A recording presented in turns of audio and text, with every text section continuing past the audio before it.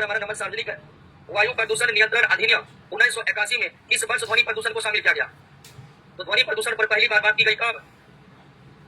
भूमंडलीय तापमान, global warming बताया जाए जी। ग्लोबल वार्मिंग को हिंदी में क्या कहते हैं?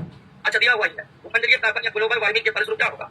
तो ग्लोबल वार्मिंग का मतलब है कि पृथ्वी की सतह और उसके वायुमंडल के तापमान में लगातार वृद्धि, और तापमान में लगातार वृद्धि होगा तो ध्रुवीय क्षेत्र पर जो बर्फ है, बर्फ वो क्या होगा? अपनी घर कहाँ आएगा? जिससे समुद्र तल में क्या होगी?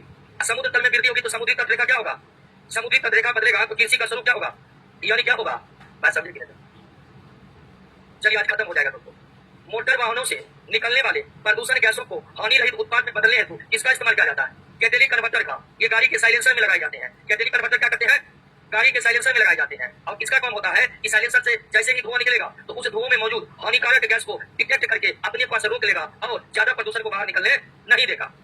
लेकिन ये उपाय अभी बहुत ज्यादा प्रभावी नहीं है क्योंकि कैटेलिक कन्वर्टर बहुत महंगे होते हैं और बहुत दिनों तक चलते भी नहीं है। यानी कैटेलिक कन्वर्टर एक बार लगा लिए तो 6 महीना 1 साल तक ही चलेगा, फिर उसको क्या करना पड़ेगा? बदलना पड़ेगा। लेकिन महंगे होने के कारण अधिकांश मोटर वाहन के ग्राहक इन्हें बदल नहीं पाते हैं।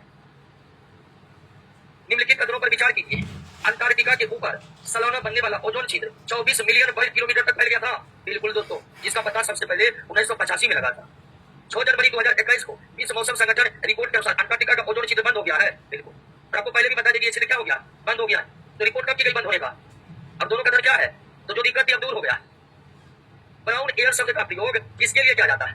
प्रकाश रासायनिक धुआं। और प्रकाश रासायनिक धुआं जब बनता है तो हवा किस रंग में दिखता है? ब्राउन रंग में दिखता है। इसी रूप से क्या कहा जाता है? इस विषैली गैस के कारण वायु में भूरे रंग का धुंध बनता है। नाइट्रोजन डाई इस गैस का रंग ही है भूरा। नाइट्रोजन डाइऑक्साइड का रंग कैसा है? भूरा है। इसलिए ये वायुमंडल में आते हैं तो वायुमंडल को भी क्या कर देते हैं? भूरा कर देते हैं। पराध्वनिक जेट, पराध्वनिक मतलब हाइपरसोनिक मिसाइल या हाइपरसोनिक फाइटर जेट। पराध्वनिक जेट उसे कहते हैं जिसकी गति ध्वनि की गति से भी क्या होता है? ज्यादा होता है। वायु में ध्वनि की गति 332 मीटर पर सेकेंड है। जब कोई फाइटर जेट इससे अधिक गति से हवा में उड़ता है तो उसे क्या कहते हैं? और ये हवा में उड़कर किसको कम करते हैं? ओजोन परत को। निम्नलिखित में कौन जल निम्नलिखित प्रदूषक है? वाहिद मल। भला एस के बारे में बताए थे जी। थर्मल पावर प्लांट के चिमनी से निकलता है। तो भला एस एक उजले रंग का पाउडर है और इस पाउडर में क्या रहता है? एल्युमिनियम सिलिकेट और ये तीनों मिलकर बनाते हैं क्या? भला एस। और ये वायु प्रदूषक है। कैसा प्रदूषक है? वायु प्रदूषक। निम्नलिखित में कौन सी अंतरराष्ट्रीय संधि ई अपशिष्ट का मतलब समझ रहे हैं? मोबाइल का अपशिष्ट, कंप्यूटर का अपशिष्ट, इलेक्ट्रॉनिक सामान के अपशिष्ट को क्या कहते हैं? बस समझे? समझे? आजकल कचरा जो फैल रहा है उन कचरों में मोबाइल, पुराना टीवी, पुराना कंप्यूटर, पुराना एयरफोन, ब्लूटूथ, इस सबको क्या कहते हैं? ई अपशिष्ट कहते हैं। क्या कहते हैं? ई अपशिष्ट। तो निम्नलिखित में कौन अंतरराष्ट्रीय संधि ई अपशिष्ट के दो देशों के बीच हस्तांतरण को प्रतिबंधित करते हैं? Basal convention. अब देखिए होता क्या है कि विकसित देशों में इलेक्ट्रॉनिक कचरा बहुत ज्यादा बनता है। विकसित देश जैसे अमेरिका, जापान, जर्मनी, इन देशों में मोबाइल, लैपटॉप, इन सबके कचरे बहुत ज्यादा बनते हैं क्योंकि विकसित देशों में लोगों की इनकम बहुत उच्च है, आय बहुत अधिक है। इसीलिए वे लंबे समय तक कंप्यूटर, लैपटॉप, इन सब चीजों का इस्तेमाल नहीं करते हैं और वो जल्दी क्या कर देते हैं? बदल देते हैं और पुराने को क्या कर देते हैं? फेंक देते हैं। तो विकसित देश पहले क्या करता था कि अपने यहाँ का इलेक्ट्रॉनिक कचरा विकासशील देशों को सस्ते में बेच देता था। यानी हल्का सा पॉलिश मारा पुराना सामान पर, विकासशील देशों को एकदम सस्ता है, दे जाइए इसको। अब विकसित देश के पास वो कचरा के रूप में पड़ा है तो विकसित देश सोच रहा है तो हमारा यह कचरा है, फेंका हुआ है, तो क्यों ना जो कुछ भी आ रहा है वो लेकर के कचरा को विकासशील देशों में ठेल दिया जाए। तो ये काम पहले बहुत अच्छी तरह मतलब बहुत व्यापक तौर पर होता था। इसको रोकने के लिए क्या बना? Basal convention. मतलब इस वजह कि हम विकसित देश इस तरह का काम नहीं करेंगे। बेचना है तो सही चीज बेचो, ये कचरा मत बेचो। यही कचरा उठा के बोट कंपनी लाता है, पब्लिश मारता है, 399 पर फ्लिपकार्ट पर बिक रहा है। समझे? एक आरोप लगाया बोट कंपनी बहुत बड़ी कंपनी है जो अपना 90% प्रोडक्ट जो है डिजिटली बेचता है, यानी कि ऑनलाइन साइट के द्वारा। बोट कंपनी नाम सुने होंगे, उस पर यही आरोप लगाता ये बाहर से 4 नंबर सामान लाता है और उस पर अपना स्टिकर चिपकाता है और फिर उसे सस्ता दाम पर बेच देता है, एड दिखा के। आरोप लगाता कंपनी बराबर होंगे कंपनी, हालांकि उसके पास सफाई दी थी कि हम भारतीय कंपनी है, हम तिरंगा फहराते हैं, हमको कुछ ना कहा जाए। 122 पर ऑक्सी एसिटिल नाइट्रेट ये क्वेश्चन हो चुका है, बताइए किसका होगा? क्या होगा? द्वितीयक प्रदूषक है। निम्नलिखित में कौन सा सबसे खराब वायु प्रदूषण? Carbon monoxide.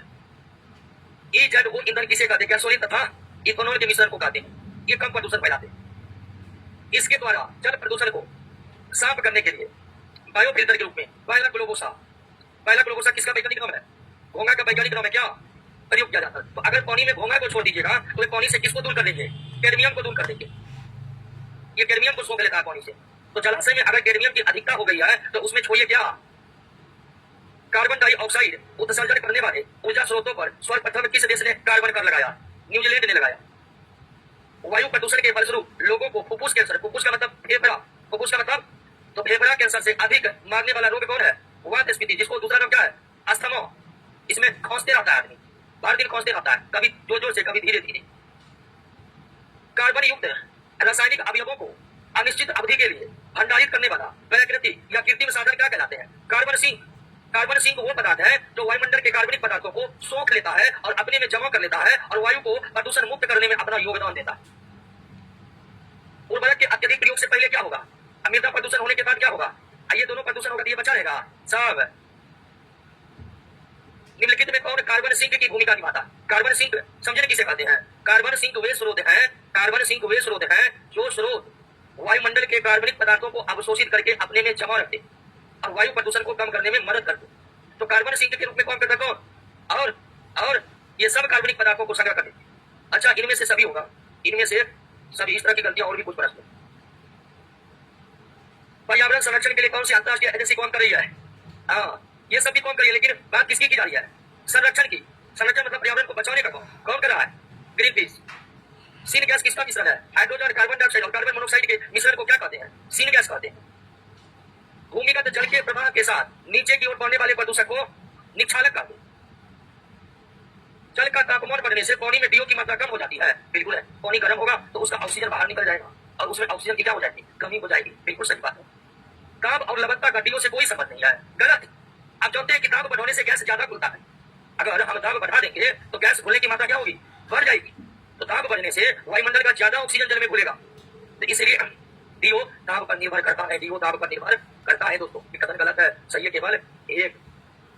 निम्नलिखित में कौन से भारत के कुछ भागों में पानी में जल प्रदूषक के रूप में पाए जाते हैं? तो भारत के भूमिगत जल में सबसे ज्यादा क्या है और उसके बाद और कुछ नहीं। भारत का भूमिगत जल इसी दोनों से प्रभावित है और सबसे ज्यादा प्रभावित है किससे? आर्सेनिक से। ऑयल जैपिंग एक जैव उपचार है जिसमें बैक्टीरिया का उपयोग कर तेल अधिप्लव को क्या किया जाता है? नियंत्रित किया जाता है। अब यहाँ पर एक शब्द तेल अधिप्लव। तेल अधिप्लव क्या है? तो वर्तमान समय में पेट्रोलियम पदार्थों की आवाजाही समुद्री रास्तों से होती है। हर देश, लगभग सभी देश जो पेट्रोलियम का आयात करता है वो समुद्री मार्गों से करता है। भारत भी ईरान से, सऊदी अरेबिया से या रूस से जो तेल मंगाता है, पेट्रोलियम मंगाता है, वो किस रास्ते से? समुद्री रास्ते से। तो कभी कभी समुद्र से जो पेट्रोलियम आता है वो समुद्र से जहाज से रिस कर समुद्र के तल पर क्या हो जाते हैं? फैल जाते हैं। तो जब पेट्रोलियम पदार्थ जहाजों से रिस कर समुद्र के सतह पर फैल जाते हैं उसे क्या कहते हैं? और उसको हटाने के लिए किसका इस्तेमाल करना और उसे क्या कहते हैं? समझे बात को। जलाशय में प्रदूषण का सर्वाधिक सामान्य स्रोत क्या है? घर का कचरा जब हम बहा देते हैं। लाइकेन सामान्यतः शहरों में नहीं उगते, किसके कारण? विभिन्न प्रकार के धूल का तथा उनसे होने वाले रोगों के जोड़ों में कौन सा एक सम्मिलित नहीं है? यहाँ ये देखिए सम्मिलित नहीं है। सिलिका से सिलिकोसिस रोग होता है। सिलिका से कौन रोग होता है? सिलिकोसिस। एस्बेस्टोसिस एस्बेस्टस से होता है। एस्बेस्टस समझते हैं जी? घर के ऊपर जो डाली जाती है, उस एस्बेस्टस उद्योग के कर्मचारी को श्वसन संबंधी जो रोग होते हैं उसे क्या कहते हैं? एस्बेस्टोसिस कहते हैं। सिलिका के कारण क्या होते हैं? सिलिकोसिस। सिलिका का मतलब दोस्तों क्या? बालू, जिसका रासायनिक सूत्र क्या है? Silicon dioxide. बालू को ही सिलिका कहते हैं। कारपेट, ताप रोधक फोम आदि से निकलने वाले इस प्रदूषक से आंख एवं नाक में जलन होता है। फॉर्मल्डिहाइड। कोयला खदानों में काम करने वाले कर्मचारियों को निम्नलिखित में किस प्रकार का श्वास विकार हो जाता है? निमोनियोसिस। कोयला खदान में काम करने वाले कर्मचारियों को कोयले के छोटे छोटे कण सांस के माध्यम से फेफड़ा में जाते रहता है और अंततः उन्हें श्वसन संबंधी रोग हो जाता है, जिसे क्या कहते हैं? निमोनियोसिस कहते हैं। जैव अनिम्नीकरणीय प्रदूषण किस प्रकार के हो सकते हैं? जैव अनिम्नीकरणीय छोटे छोटे कण भी हो सकते हैं जैसे शीशा के कण, तरल भी हो सकते हैं जैसे पेट्रोलियम पदार्थ, गैस भी हो सकते हैं जैसे कि पेन परोक्सी एसिटिल नाइट्रेट। तो जैव अनिम्नीकरणीय प्रदूषक कण भी हो सकते हैं, तरल भी हो सकते हैं और गैस भी हो सकते हैं। श्वसन संबंधी विकास, विकास नहीं विकार को कहते हैं। क्या होगा? विकार। श्वसन संबंधी विकार बायसिनोसिस से प्रभावित होते हैं। तो बायसिनोसिस किसको होता है? कपड़ा मिल के कर्मचारी को। कपड़ा मिल के कर्मचारी कॉटन यानी सूती पदार्थों के साथ काम कर रहे होते हैं, तो कॉटन का छोटा छोटा कण सांस के माध्यम से अंदर जाकर फेफड़ा को जाम कर देता है। इसी स्थिति को क्या कहते हैं? बायसिनोसिस। तो कोयला उद्योग के कर्मचारी को निमोनियोसिस, कपड़ा उद्योग के कर्मचारी को बायसिनोसिस, एस्बेस्टस उद्योग के कर्मचारी को एस्बेस्टोसिस, चीनी मिट्टी उद्योग कर्मचारी को सिलिकोसिस। और ये सब सांस वाला बीमारी है। निमोनियोसिस, बायसिनोसिस, सिलिकोसिस, एस्बेस्टोसिस, ये सब किससे संबंधित बीमारियों है? श्वास से संबंधित बीमारियों है। पीने युक्त स्वच्छ जल में कौन सी विशेषता होनी चाहिए? तो स्वच्छ जल पारदर्शी, रंगीन और गंदी होनी चाहिए। उसमें पर्याप्त मात्रा में ऑक्सीजन गोली नहीं चाहिए, उसमें हानिकारक रसायन एक जीवाणु नहीं होनी चाहिए।